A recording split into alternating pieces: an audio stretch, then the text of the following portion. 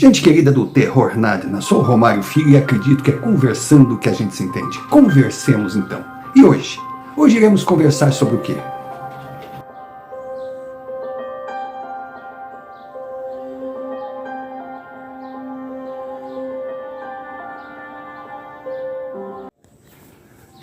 Senhor Romário, inicio afirmando que é um prazer, uma honra estar aqui, podendo colocar um relato que eu recebi do meu pai, histórias que para mim têm gosto de infância, de orgulho.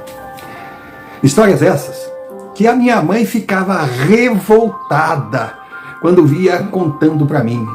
Eu ainda lembro dos seus gritos: pare de encher a cabeça da criança, pare com isso, siga em frente, até quando? Enfim. Mas eu adorava essas histórias.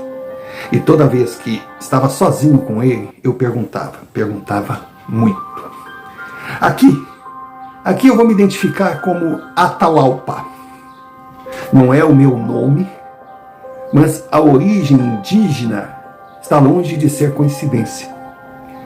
Porque eu sou descendente direto dos Maias, um povo muito antigo, cercado de mistérios da América Central e América do Norte. Essa descendência, inclusive, me faz ter uma característica física. Eu sou pequenininho para os padrões brasileiros, mas longe de ser motivo para trauma ou recalque. Não, é um orgulho, porque eu sou um maia e assim eu me sinto. Trago encravado na alma um legado que para muitos seria karma. Para mim, apenas uma herança. Herança essa que não possibilitou que eu tivesse a vida que um dia sonhei ter. Meu avô, ele habitava uma região da Guatemala. Não vou citar nomes, não vou colocar nenhuma informação que possa trazer alguma identificação. E lá, seguindo as tradições, ele ainda jovem conheceu a sua futura esposa. Foi um casamento arranjado. Aquela criança, aquela menina que o meu pai conheceu, já um homem, ele já tinha 18 anos, ela, pelo que eu sei, tinha ali 10 anos. Quando desabrochou, se mostrou uma mulher linda. Segundo meu pai, a minha avó foi um momento raro de inspiração de Itzamna, o Deus Criador do universo. Tudo de lindo foi colocado nela. Meu avô se sentiu orgulhoso da esposa. E o casamento para ele, apesar de encomendado, foi a realização de um sonho. O tempo passou, meu pai nasceu. E eles viviam na tradição maia. Eles sentiam orgulho da sua descendência, das suas origens. E não é por acaso. Se quem está me assistindo sabe pouco desse povo, estude, veja que coisa linda que é essa história. Ele, pelos historiadores, surgiu há 4.000 anos atrás, ou seja, muito antes de Cristo. Só que são considerados os ETs da América Central. Porque a sua evolução, comparada ao que nós temos hoje, era algo extraordinário. A gente só não conhece mais profundamente porque os espanhóis, quando chegaram na América Central, quando eles se depararam com aquela cultura, eles queimaram todos os manuscritos que puderam, pois eles não queriam influência, principalmente religiosa, principalmente os padres da Igreja Católica, fizeram questão de tentar disseminar aquela riqueza de conhecimento. Mas quando eu falo em riqueza de conhecimento, eu cito só alguns exemplos. Foram os maias, os primeiros a conseguir trabalhar com o cacau, aprimorar o cacau. Não bastasse outras razões da gente respeitá-los, só o fato deles terem não criado, mas aprimorado o chocolate, já foi uma herança maravilhosa. Quem não gosta? Só que aquela substância eles usavam para rituais, Tinha outras misturas bem diferentes das que temos hoje no nosso chocolate. Eles colocavam mel, eles colocavam farinhas, mas eles trazem, sim, esse legado para nós. Ou eles trouxeram, sim, esse legado para nós. Outra, é cientificamente comprovado o avançado conhecimento em astronomia, anos à frente da época que viveram. Eles conheciam o universo que os cercava, tanto que produziram o seu calendário maia. Calendário maia que nós fomos assustados em 2012, lembram, né? Que diziam que segundo o calendário maia eles previam o final do mundo. Não. Os maias previam finais de ciclos importantes para eles. Eles tinham uma escrita que durante milhares de anos ninguém conseguia entender. Hoje já se tem uma noção, assim, que ela segue os nossos padrões, que a gente lê da esquerda para a direita, de cima para baixo, quer dizer, os padrões ocidentais. A arquitetura, cidades encontradas, ruínas de cidades dos maias, é algo que até hoje impressiona. Mas é claro, não eram só, digamos assim, virtudes de uma civilização. Eles tinham o lado místico, criminoso. E eles acreditavam que, sacrificando vidas, principalmente de crianças, eles teriam de Al-Shapu, que era o deus da morte, a bênção, que seria revertida em chuva, trazendo fartura. Claro, nem tudo é perfeito. Mas essa história toda é para tentar colocá-los, não no ambiente que eu vivi, mas também na minha cabeça e tentar entender tudo o que eu passei. A história que eu recebi do meu pai. E essa última, para mim, foi a derradeira. Mas vamos lá. Minha avó, maravilhosa, linda, como eu já falei. Com meu pai, menino, 4 anos de idade, o meu avô faleceu. A causa da morte do meu avô jamais foi explicada, ele também não sabia. Mas a minha avó achou melhor abandonar a sua tribo quando se viu viúva. E de alguma forma não explicada, ela chegou ao Brasil. Lá na região centro-oeste, já chegando na região norte, em meio à Amazônia, vamos ficar por aí. E lá ela viveu de uma maneira modesta, isolada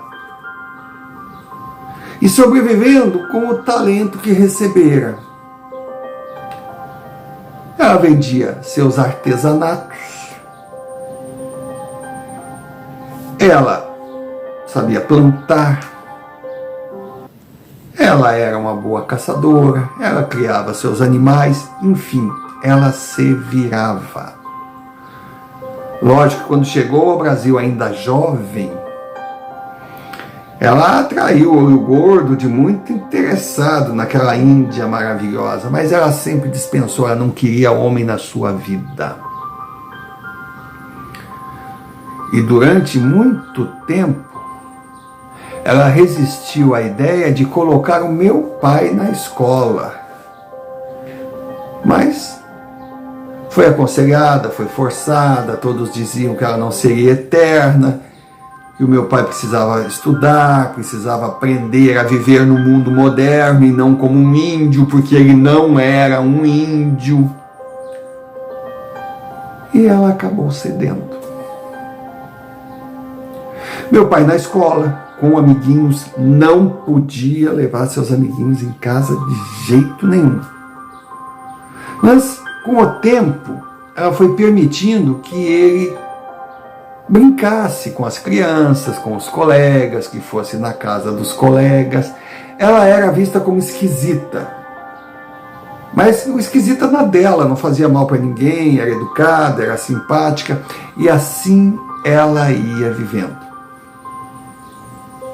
Quando ela chegou ao Brasil, ela pôde comprar o seu pedacinho de terra no local onde escolheu viver, porque, segundo diz o meu pai, ela trouxe uma boa quantia.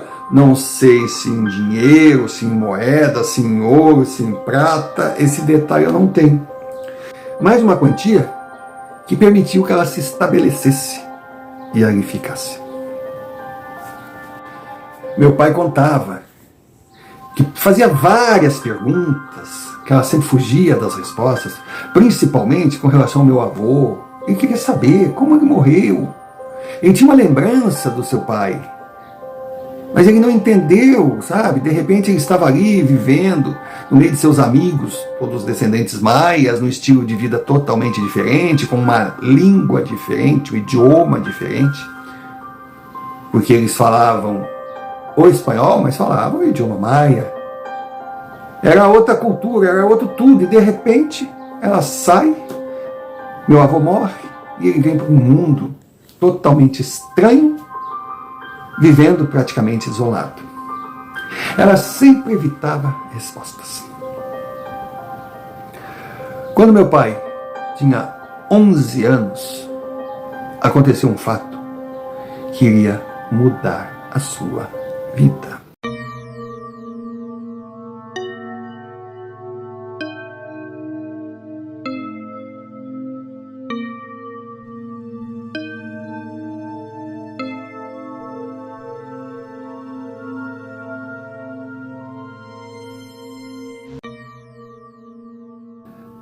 Peço licença para fazer um parênteses, tomar o seu tempo, prometendo ser rápido, menos de 2 minutos, para falar algo que é fundamental para nós.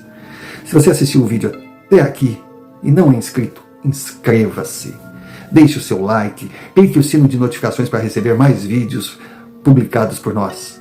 Participe, comente, compartilhe, ajude o canal a crescer e alcançar as metas impostas pela plataforma a canais recém-criados.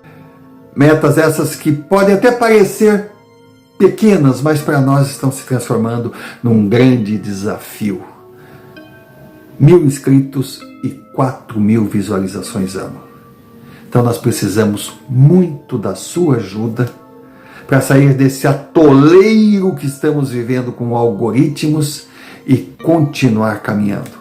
E se achar que merecemos, se você está se identificando e se considerando um Nadna, sabendo que é o nosso objetivo sanar nossas dúvidas, buscar respostas, mas sempre respeitando o desconhecido e sem cair na vala comum do repetir perguntas, então envie-nos um Pix. Qualquer centavo será importante, porque por não termos cumprido as metas, ainda não estamos monetizados.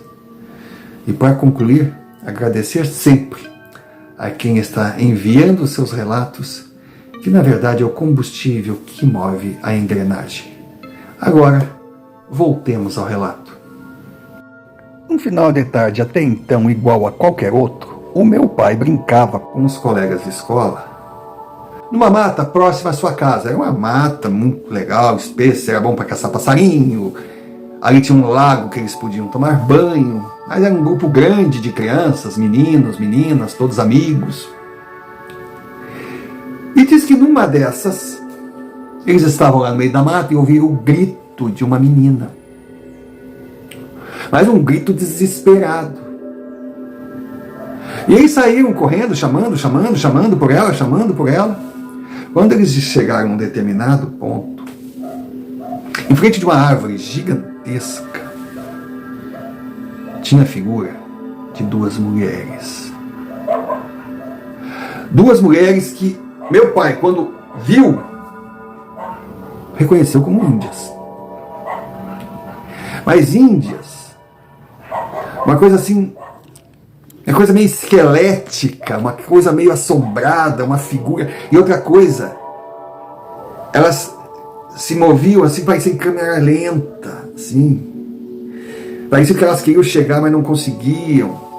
E elas eram esbranquiçadas, não dava para reconhecer o rosto. Era uma imagem terrível. Os outros meninos ficaram com medo. A pobre da Maria, que foi quem viu, quem chegou perto, que foi a primeira a descobrir, ela estava em choque, meio que cercada por aquelas figuras que iam tentando tatear. Era uma coisa assombrosa. E outra coisa, ali em volta, um frio. Imagine a região norte, durante a tarde, frio. Não tem como. A mata, sabe, as árvores começaram a se mexer. Era uma coisa muito estranha. Meu pai, já acostumado com histórias, como bom maia, não se entregou não. Foi lá, catou Maria, não deu a mínima para as figuras e saiu correndo. Claro, coraçãozinho, tuc, imagina uma criança de 11 anos, mas ele tinha que socorrer sua amiguinha e de alguma forma sabia que era só ele. E correram em direção à casa da minha avó, que era mais próxima. Então eles gritavam: vó Janaína, vó Janaína, vó Janaína, mãe Janaína, vó Janaína.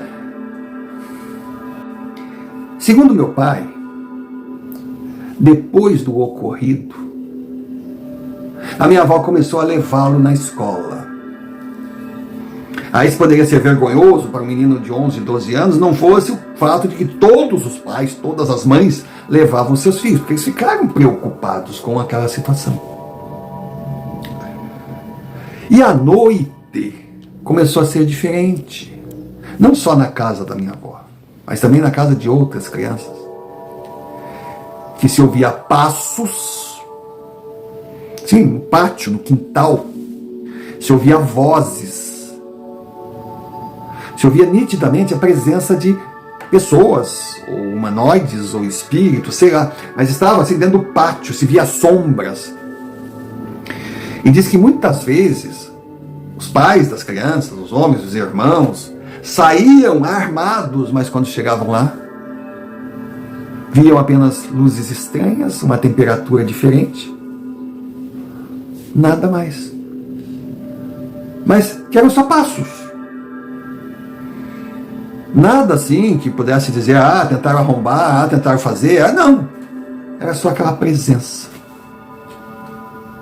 E na casa da minha avó acontecia o mesmo, só que na mata. Era uma situação estranha. Era uma situação preocupante, principalmente considerando que os moradores da cidade onde morava minha avó, como meu pai, também eram supersticiosos, também tinham suas lendas, também. Cada um dizia algo, traduzia de alguma forma dentro daquilo que acreditava. Alma penada, lobisomem, enfim, era uma coisa assim, entendeu? E o tempo foi passando. O tempo foi passando. E aquelas criaturas davam a impressão que chegaram para ficar. Inclusive, a população ia na igreja, rezavam, pediam ajuda ao padre, o padre ia nas casas, exorcizava, colocava proteção. E o padre um dia chegou na casa da minha avó. Então estava meu pai brincando no pátio, assim, ali, com o Rex, seu cachorro, o amiguinho de sempre. O padre bateu, acompanhado de 2 casais ali da comunidade. Minha avó atendeu, recebeu muito bem, embora não reconhecesse o padre como ninguém. Na verdade, a figura daquele padre era a figura de um espanhol de uma religião que queimava tudo que a sua gente construiu. Mas conversaram, e o padre falou que estava em contato com a Igreja Católica, que estavam fazendo alguns trabalhos de limpeza, que eram para chegar alguns soldados da igreja para fazer um reconhecimento, porque realmente aquilo que estava acontecendo não era dentro dos parâmetros normais. E a minha avó só escutava. Só escutava.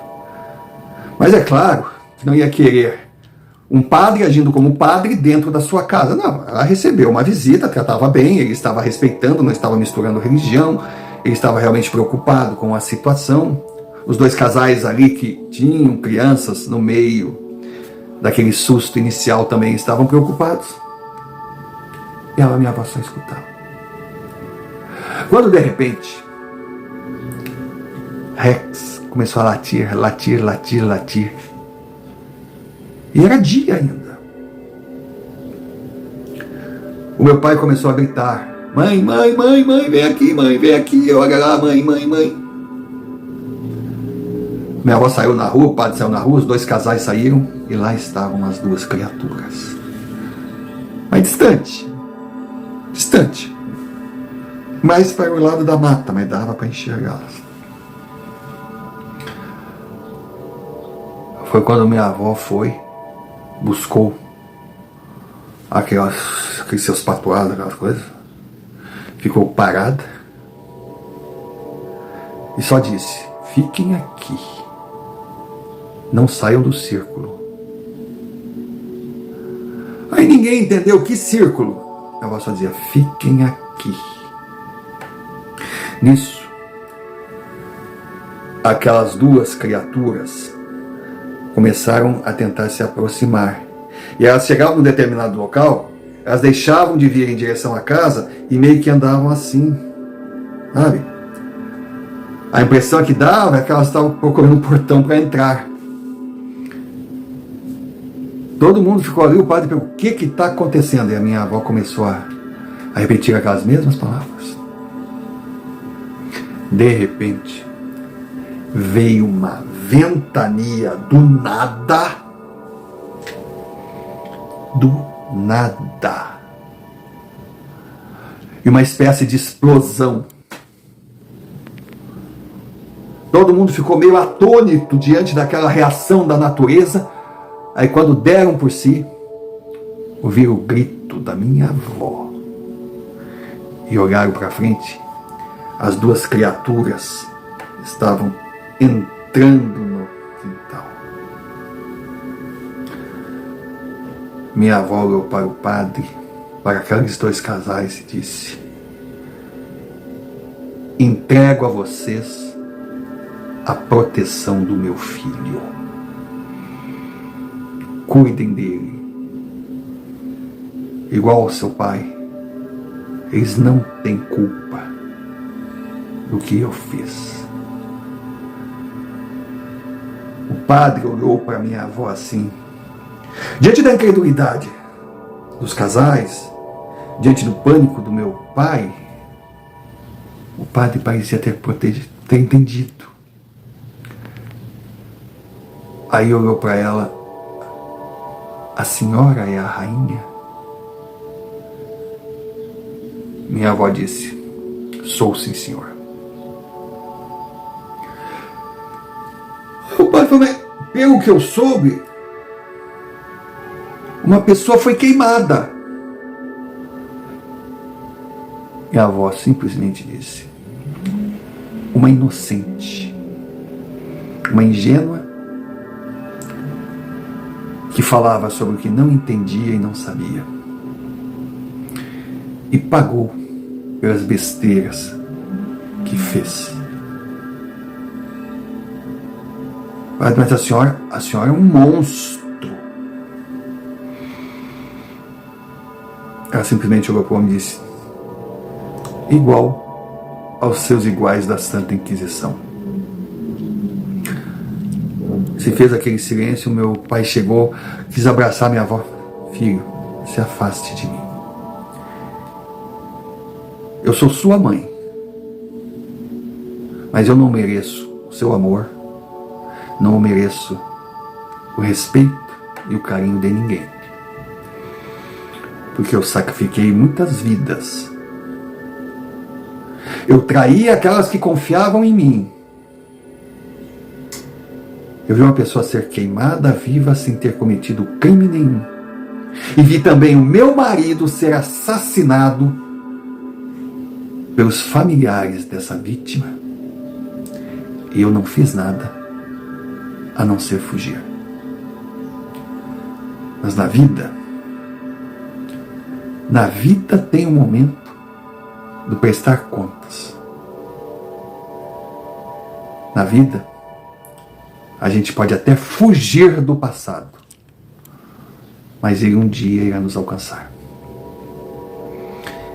E agora chegou a minha hora, porque as minhas princesas conseguiram entrar no ciclo, e elas estão aqui para poder extravasar todo o ódio acumulado pelo sofrimento que eu causei a elas, pela minha traição.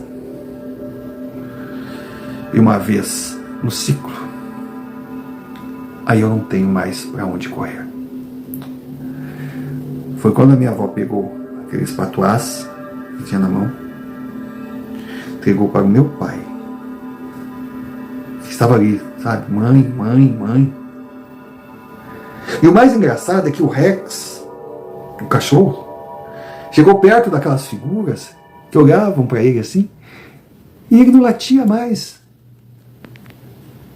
Parecia que aquelas duas imagens de mulheres tivessem assim, sabe, se libertado de um ódio, de uma ira, de um sentimento negativo. Elas só olhavam para o animal. Em compensação,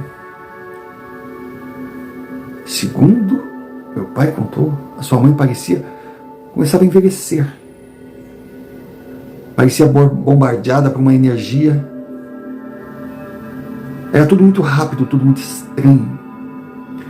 Mas ela entregou aqueles objetos na mão do meu pai e disse: não deixe ninguém tomar isso de você, principalmente esse senhor aqui, apontando para o padre. Você é o que é. Você não tem culpa de nada, como também não tinha o seu pai.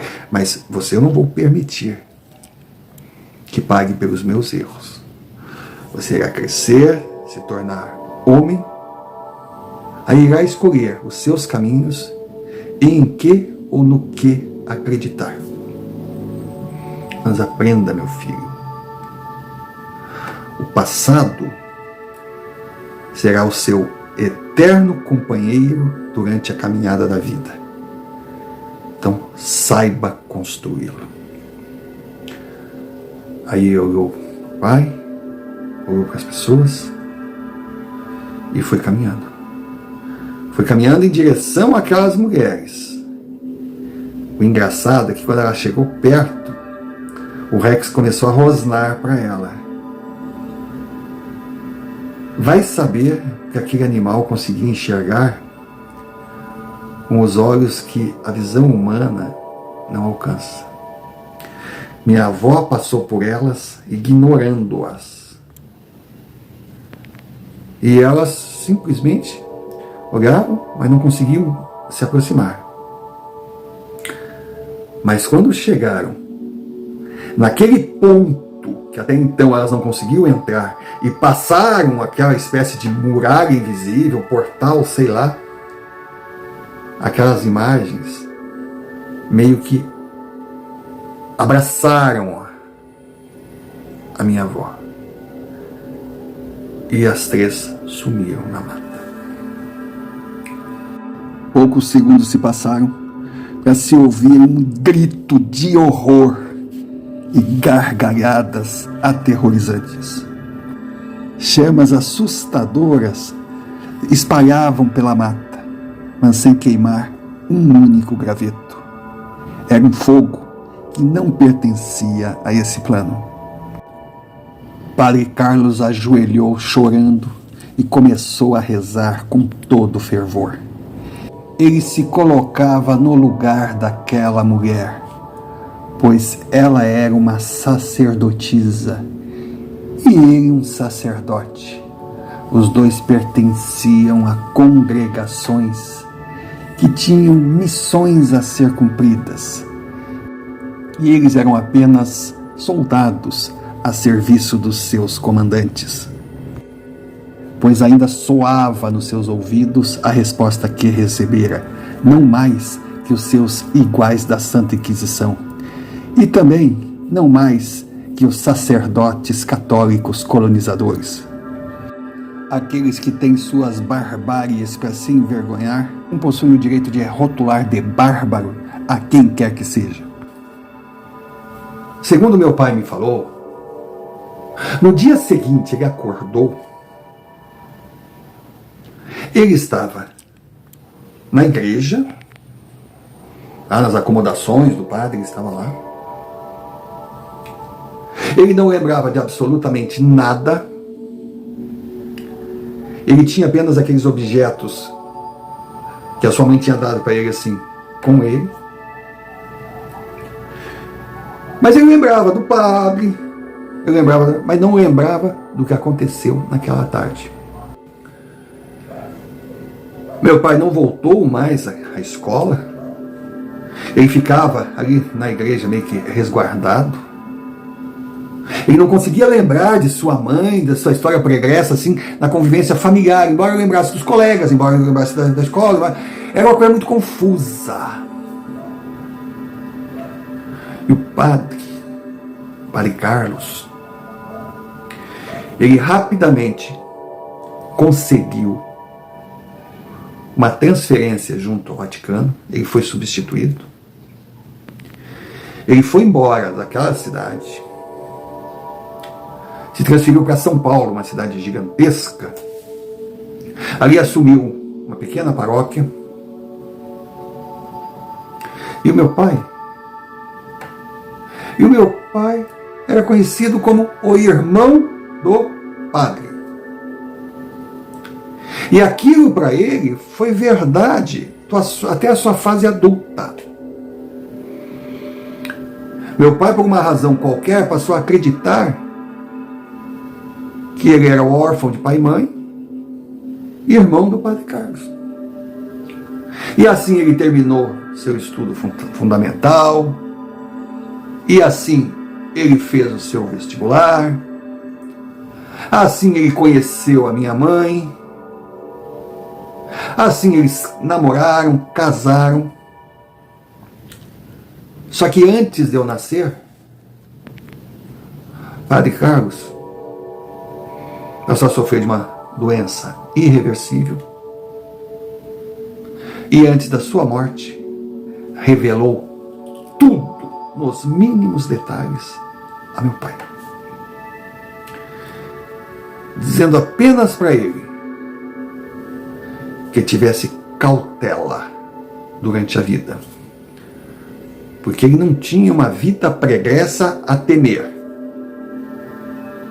Que ele tinha a proteção dos deuses de todas as religiões, tanto a católica quanto a maia. Mas que ele tinha que tomar cuidado. Porque vai saber, nesse universo tão complexo, não tivesse abertos caminhos, círculos, que entidades desconhecidas não pudessem ter acesso a ele e a seus descendentes. Padre Carlos contou essa história com a presença da minha mãe, para ela saber exatamente o que estaria acontecendo. E ele ainda adiantou: você ficará grávida, seu primeiro filho será um homem, você deverá ter cuidado com ele e prepará-lo para a vida. Claro que esse filho homem que nasceu fui eu. E meu pai ele tentava contar toda essa história para mim durante os meus primeiros dias e no decorrer de uma forma assim mais leve, mais natural, digamos mais ingênua. Mas a mãe não permitia, porque ela sabia que eu poderia correr riscos, não só eu, como toda a sua família, inclusive meus irmãos e irmãs que estariam por vir. Então eu cresci com meu pai tentando contar histórias e a minha cortando, a minha mãe cortando, o papai contando e a minha mãe cortando. Até um determinado dia, que do nada nós fizemos uma viagem para Guatemala. Aí chegamos num local onde tinham, digamos assim, lideranças religiosas maias. E aí essas lideranças, quando nós chegamos lá, logo reconheceram a meu pai e a mim. E eles nos deram a iniciação para daí sim a gente criar proteções para não sofrer retaliações de fatos que nós não tínhamos absolutamente nada a ver. E de lá para cá, eu carrego essa história. Eu carrego esse medo. Eu carrego essa forma diferente, um tanto que, do normal de viver. Inclusive, optei em não casar, não ter filhos, não ter herdeiros e não dar sequência,